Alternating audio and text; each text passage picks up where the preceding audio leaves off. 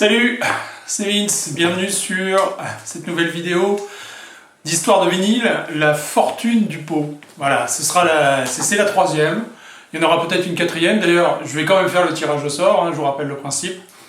Entre 1965 et puis 2024, eh bien je tire une année, enfin c'est pas moi, c'est l'ordinateur, une année au hasard.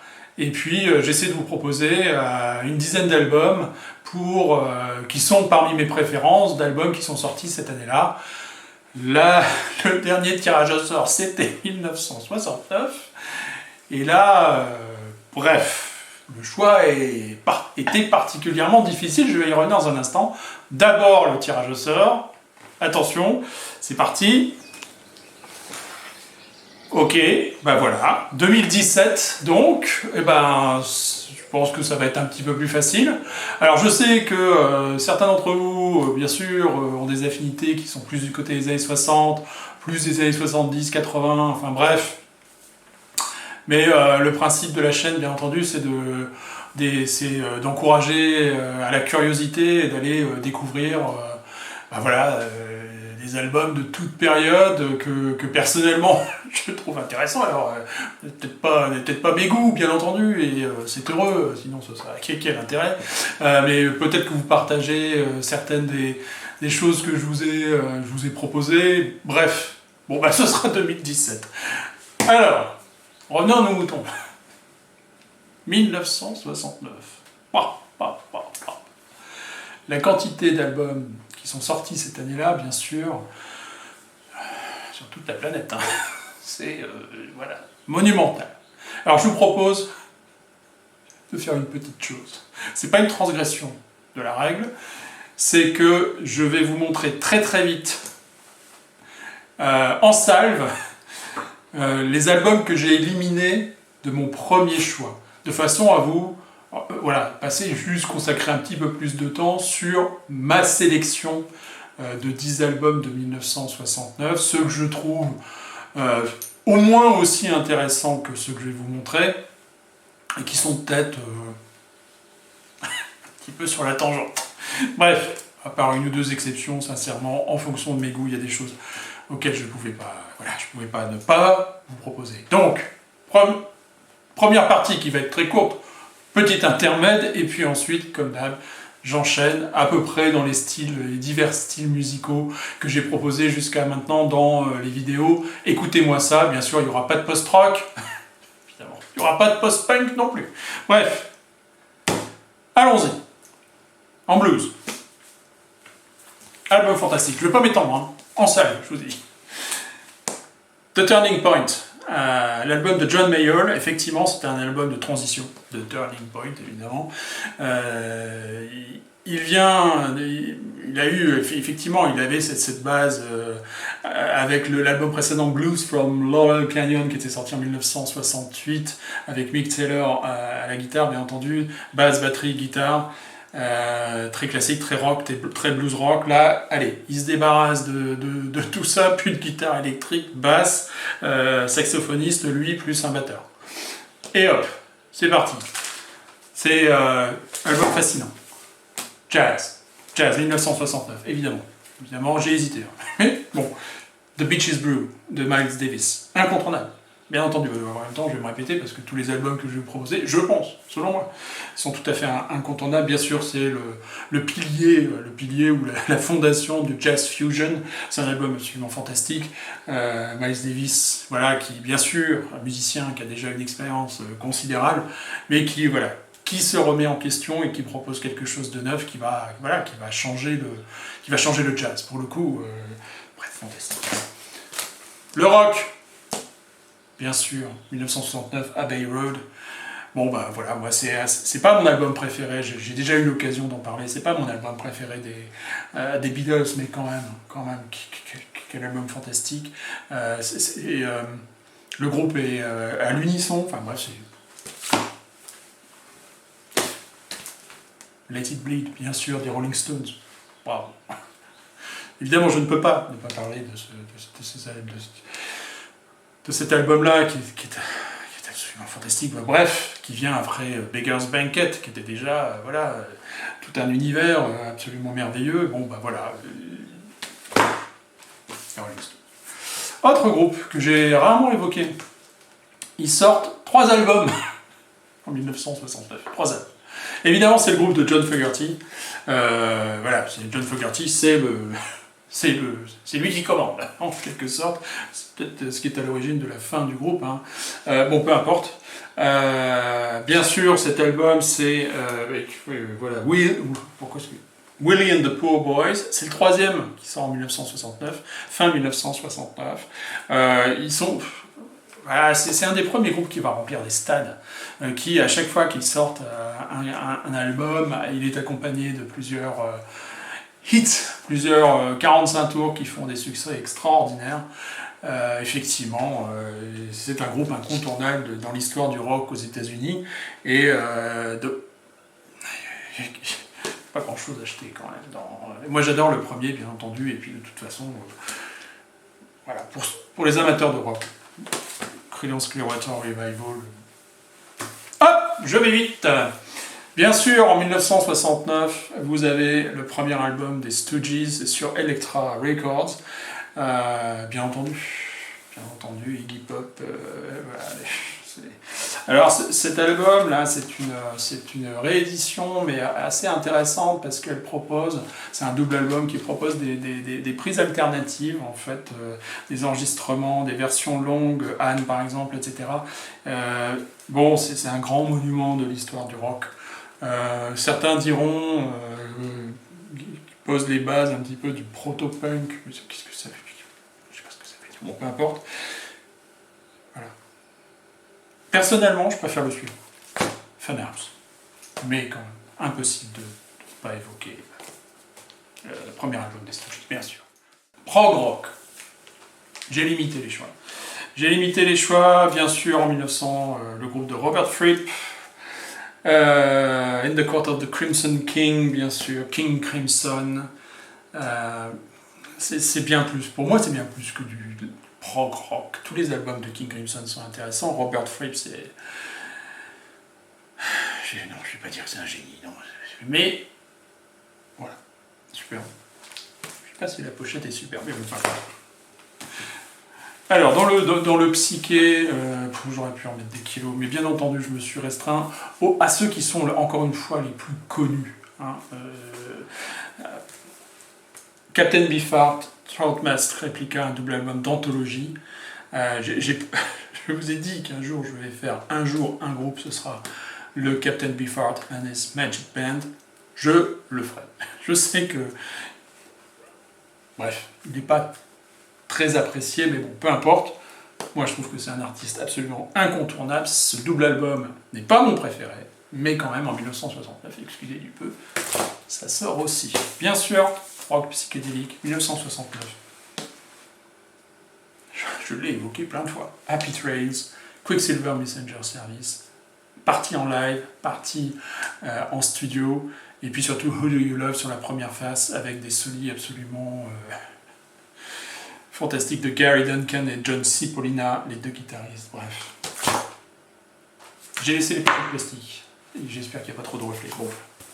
Autre album, je vais en finir avec le rock psychédélique, j'aurais pu aller beaucoup plus loin, mais qui sont pour moi, tous ces albums-là, je les ai éliminés quand même de ma sélection, en considérant déjà que c'était des albums quand même assez connus.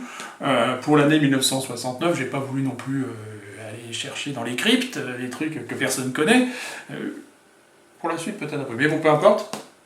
Bless Its Pointed Little Head, ce sont des lives, des enregistrements en concert de 1968 de Jefferson Airplane.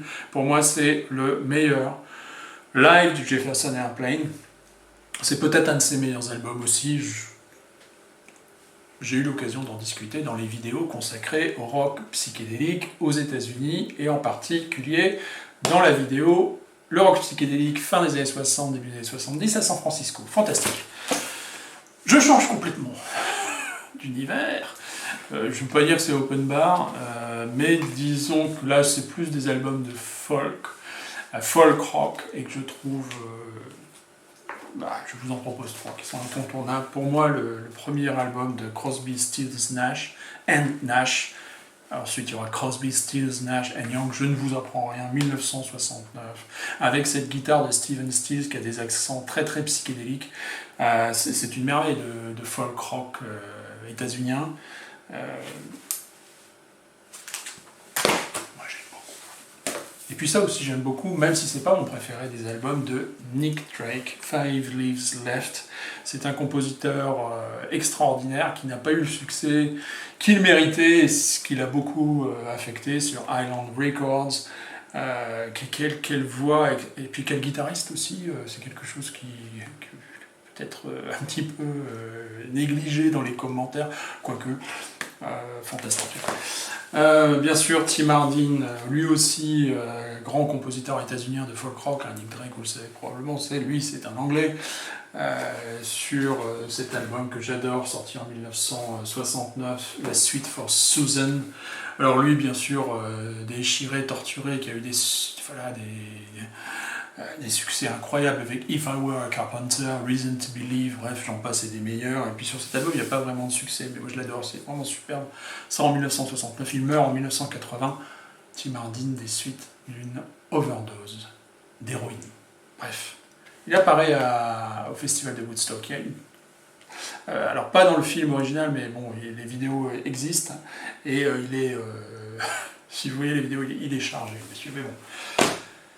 Voilà, c'est ma première partie très vite. Et maintenant, je vais vous proposer simplement, ma sélection d'une dizaine d'albums pour 1969. Alors, allons-y.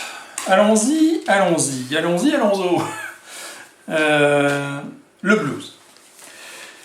Le blues, effectivement, aux États-Unis, c'est le Mississippi Blues, donc le sud-est des États-Unis, ou alors la région des Grands Lacs, Chicago Blues.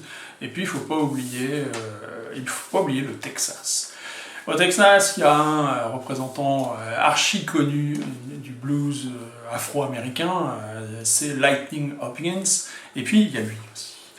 Sur un label qu'il faut suivre, j'ai déjà évoqué les labels, j'aime bien évoquer les labels, c'est le label Aruli, c'est Jukeboy Bonner, The Struggle, qui est un superbe album. Alors, donc, il compose quasiment tous les titres, hein, et donc il est guitariste, harmoniciste, il n'a pas la voix, disons, qui a vu de la bouteille.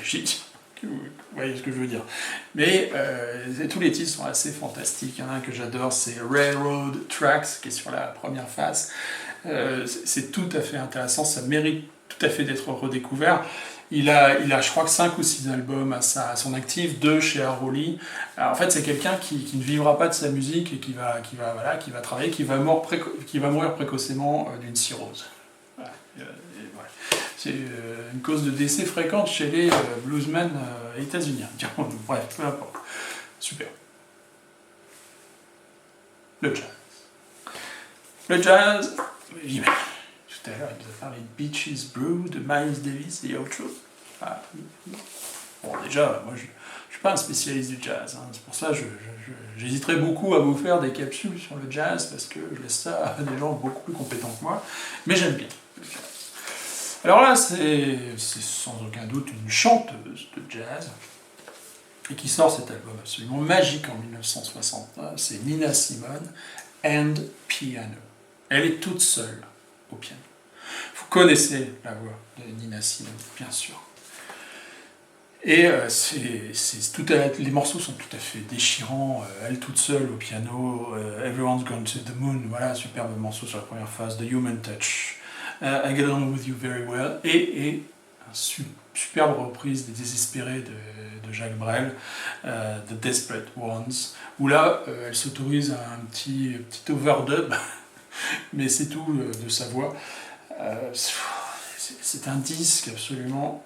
Alors la pochette, bon, mais le contenu, un incontournable de Nina Simone. This is pure Nina, oui, alors là ça fait aucun doute. Hop, je mets tout ça là-bas pour faire la tasse. Hop, la transition entre le jazz et le rock. Voilà, je l'ai pas beaucoup évoqué alors que c'est franchement un de mes artistes préférés aux États-Unis, y compris avec son groupe, les Mothers of Invention. Mais là, c'est lui tout seul. Alors, c'est une des premières ruptures, ou une des premières... Non, c'est pas la première, je dis des bêtises. Non, je dis des bêtises. Ça, c'est la deuxième expérience en solo de Frank Zappa, bien entendu. Qui sort en 1900, cette fois-ci je les sors des pochettes, qui sort en 1969, c'est Hot Rats. Plusieurs dominé par les instrumentaux. Les Mothers n'y sont que par Ian Underwood, je crois, qui l'accompagne sur cet album. Ici, c'est la réédition française, qui doit sortir en 1971-73, je ne sais pas. L'album est bien de 1969, donc ici, elle est en pochette double. J'ai aussi, je vous montre, parce que ça a existé, bien sûr, c'est un petit peu dommage, mais ça a été le cas.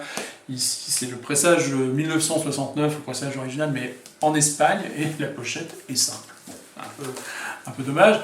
À noter quand même, bien sûr, la présence du Captain Beefheart, j'y reviens. Et puis, voilà, sur Willie the Pimp. D'ailleurs, je suis en train de... J'ai regardé un petit truc, vite fait en passant. J'ai un petit... Non, c'est bon. Ça va, voilà, je me demandais si sur la version espagnole, l'ordre des morceaux était un petit peu différent. Bien sûr, Peaches in Regalia, c'est un des grands titres de... là, effectivement, il s'est un petit peu détaché. Hein. Vous savez que Zappa est très influencé par la musique contemporaine, en particulier Varese, mais pas que. Là, il est vraiment du côté jazz, rock, et bien sûr avec des accents psychédéliques, de toute façon avec sa guitare absolument extraordinaire, et puis Willie the Pimp avec Captain Beefheart, superbe morceau. C'est un album que vous pouvez rechercher d'ailleurs, parce que la dame qui est sur l'illustration, c'est Miss Christine, qui fait partie du groupe des GTOs, qui sont les groupies en fait. Ils ont sorti un album, enfin Zappa a produit un album pour ce groupe, les GTOs. L'album est sur Straight, est tout à fait intéressant. D'ailleurs avec ses couleurs, très très roses. Bon. Je digresse. Dans le jazz rock, il y a ça. Alors je sais qu'il y a des gens qui n'aiment pas. Bon bah oui, mais moi je trouve que c'est, pour moi, en 1969, quand je pense à cet album, pour moi c'est un album super important, c'est le deuxième album de Soft Machine, bien sûr, avec Hugh Hopper, Mick Ratledge, et Robert Wyatt bien sûr, et à la batterie et au chant souvent. Donc ici c'est l'édition française sur Barclay. L'édition anglaise et états-unienne est différente, la pochette n'était pas très jolie, peu importe, l'album est absolument fantastique. Alors ils sont à la transition entre le premier album qui avait des accents beaucoup plus psychédéliques avec Kevin Ayers. Kevin Ayers est parti entre temps, et vous avez, cet album, c'est une merveille. Ça aussi c'est une merveille. Ça aussi c'est une merveille. C'est vrai que j'aurais pu le mettre plutôt dans le rock. Enfin bon. C'est bien sûr Arthur des Kings, 1969. Quel monument. Quel monument. Ray Davis, son frère bien sûr, Dave Davis, Mick Avory, John Dalton. C'est presque un concept album, je dirais. En tout cas, c'est un constat. C'est un regard acéré sur la société anglaise. Bien sûr, Shangri-La. Shangri-La, vous aurez tout compris de ça. Quand même. Magnifique. Super. Les Kings. Alors, le hard rock. Bon, vous allez me dire... Ok. J'avais fait une vidéo sur les 25 meilleurs groupes de rock de l'histoire, depuis que le rock est rock. Bien sûr, en numéro 1, mon groupe préféré, c'est Led Zeppelin. Et là, je retombe dans les travers, c'est-à-dire les choses les plus classiques pour 1969. Pour moi, bien sûr, le deuxième album de Led Zeppelin qui sort en 1969, le premier sort également en 1969, c'est un monument tout y est. Voilà, bien sûr. Alors il se détache un petit peu de l'influence du blues qui est très, très présente sur le premier album. Là, le contour de Led Zeppelin voilà, est précisé, je dirais. Il y a énormément de titres sur cet album qui vont reprendre en concert, à commencer par Whole Lotta Love, bien sûr, avec Jimmy Page au theremin, hein, l'espèce de transition qui était souvent coupée d'ailleurs sur les radios, pour rendre peut-être le titre un petit peu plus péchu. Bien sûr, les riffs de guitare hein, de Whole Lotta Love, mais aussi de Heartbreaker, voilà, qui sont des monuments dans l'histoire du rock et du hard rock en général. Après, en 45 tours, donc ils ont sorti Whole Lotta Love, et puis sur la phase B, il y avait Livin' Lovin' Made. Autre titre, très blues, Bring It On Home. Que dire, tout y est. Moi j'adore The Lemon Song, et puis Ramble On, et puis bien sûr Moby Dick avec le solo de batterie. Bref. Ok. Je suis tombé, je n'ai pas pu m'empêcher de vous proposer cet album, comme celui-ci. Je l'ai déjà évoqué, bien sûr, mais je m'excuse, autant les Stooges, je pouvais l'éliminer de cette sélection, autant celui-là, je ne pouvais pas. C'est le MC5, pareil, hein, Detroit, Michigan, allez, on y va les gars. C'est la région des Grands Lacs, ça nous a fourni des groupes d'une puissance extraordinaire, de Third Power, par exemple, enfin bref, des groupes avec une énergie. Et le premier album du MC5 en live, les gars, vous y êtes quoi. Vous y êtes, c'est absolument...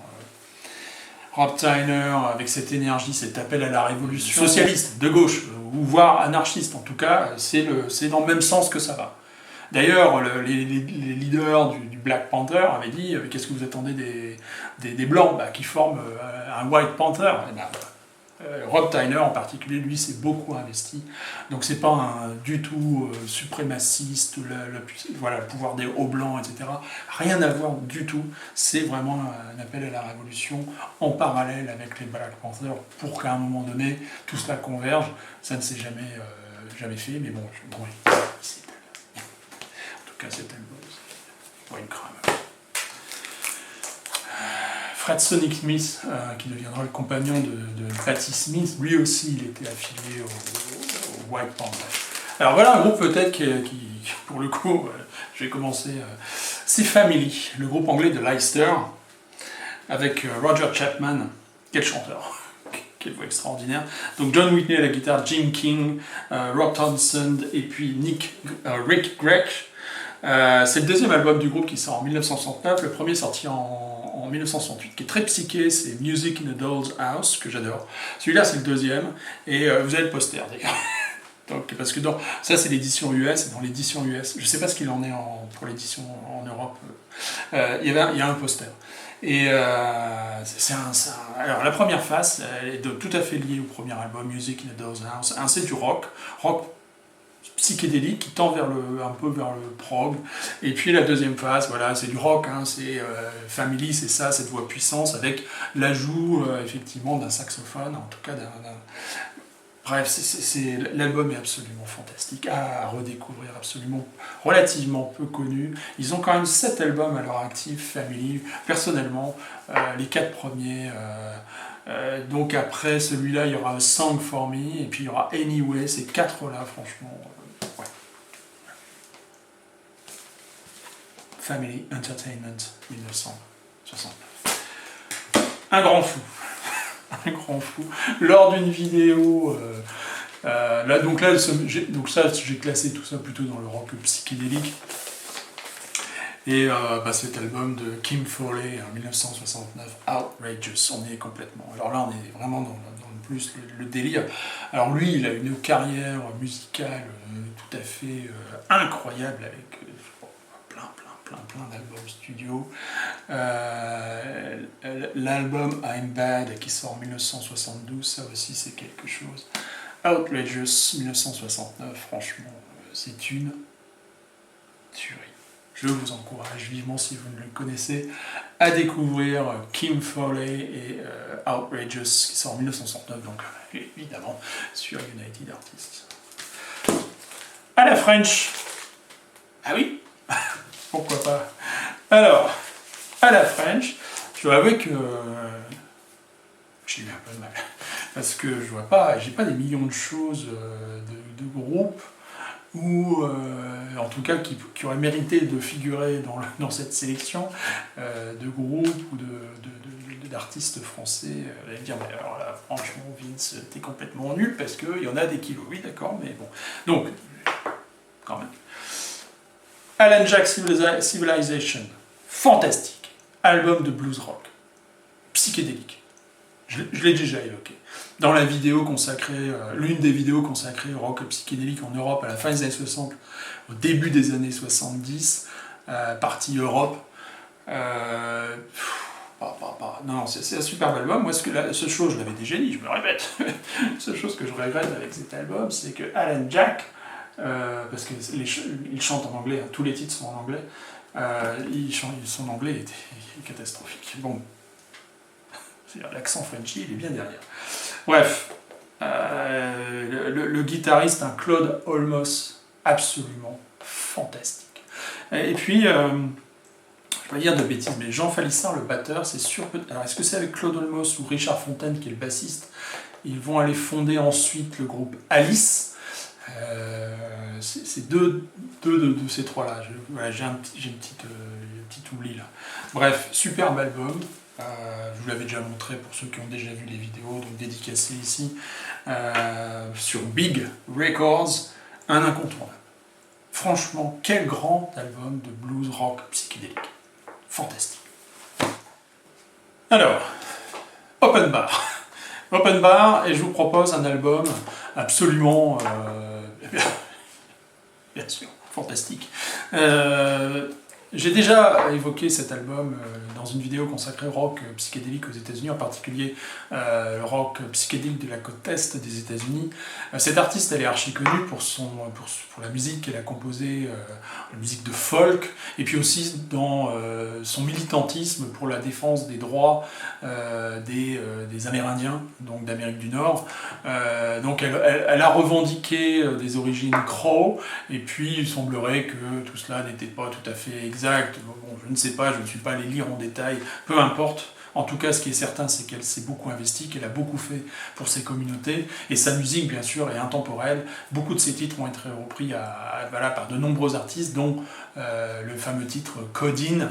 Bien sûr, c'est Buffy Sainte-Marie, et l'album en question qui sort en 1969, qui n'est pas du folk rock, ou qui serait du folk rock psychédélique, voire du folk rock expérimental. Et est-ce que ça a un sens de dire ça? Je ne sais pas. Bref, Illuminations 1969 de Buffy Sainte-Marie. Il faut savoir que ce qui est très original sur cet album, c'est qu'elle fait appel à un musicien qui est Michael Tchaikovsky de l'Université de New York, donc le département des arts de l'Université de New York, qui lui va utiliser parmi les premiers ordinateurs, ou en tout cas instruments électroniques qui vont donner comme ça une espèce d'ambiance sonore à tout l'album, parfois qui va modifier aussi la voix ou les instruments utilisés par Buffy Sainte-Marie. C'est absolument fantastique. Alors l'image du verso de la pochette, effectivement, bon, côté folk, mais alors là, l'ambiance de l'album est beaucoup plus riche que ça. Je ne veux pas dire que la folk n'est pas riche, pas du tout, mais là on est loin de simplement la guitare acoustique et puis la voix. Non, c'est vraiment un album. Il est mentionné dans plusieurs encyclopédies sur le rock psychédélique ou le folk rock psychédélique aux États-Unis. À découvrir absolument, c'est une pure merveille de 1969. Voilà, c'était mon choix d'album pour 1969. Ok, c'est un peu éclectique, c'est pas ce que vous auriez choisi, ça m'intéresse de savoir d'ailleurs, mais c'est comme ça. Donc la prochaine fois, j'essaierai peut-être de faire une 4e vidéo 2017. J'aurai pas de problème, je pense, pour trouver des albums de 2017. Maintenant, ça intéresse qui ou pas? Bon, je suis pas là pour faire de l'audience non plus. Vince, it's me. Cares about you. Allez, salut.